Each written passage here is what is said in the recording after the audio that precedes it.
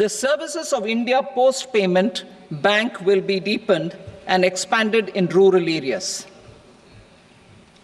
NABFID will set up a partial credit enhancement facility for corporate bonds for infrastructure.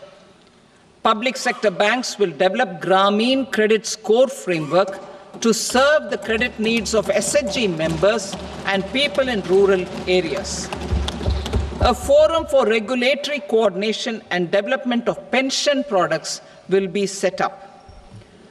To implement the earlier announcement on simplifying the KYC processes, the revamped Central KYC Registry will be rolled out in 2025. We will also implement a streamlined system for periodic updating. Requirements and procedures for speedy approval of company mergers will be rationalized. The scope for fast-track mergers will also be widened and the process made simpler. As proposed in the interim budget, we signed bilateral investment treaties with 2 countries in 2024 to encourage sustained foreign investment, and in the spirit of First Develop India, the current model BIT will be revamped and made more investor-friendly. In the last 10 years, in several aspects, including financial and non-financial, our government has demonstrated a steadfast commitment to ease of doing business. We are determined to ensure that our regulations must keep up with technological innovations and global policy developments. A light-touch regulatory framework based on principles and trust will unleash productivity and employment. Through this framework, we will update regulations that were made under old laws. To develop this modern, flexible, people-friendly, and trust-based regulatory framework appropriate for the 21st century, I propose 4 specific measures. A high-level committee for regulatory reforms will be set up for a review of all non-financial sector regulations, certifications, licenses, and permissions. The committee will be expected to make recommendations within a year.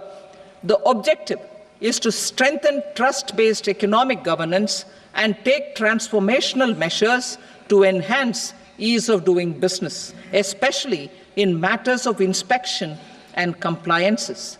States will be encouraged to join in this endeavor. An investment friendliness index of states will be launched in 2025 to further the spirit of competitive, cooperative federalism. Under the Financial Stability and Development Council, a mechanism will be set up to evaluate impact of the current financial regulations and subsidiary instructions. It will also formulate a framework to enhance their responsiveness and development of the financial sector. In the Jan Vishwas Act 2023, more than 180 legal provisions were decriminalized.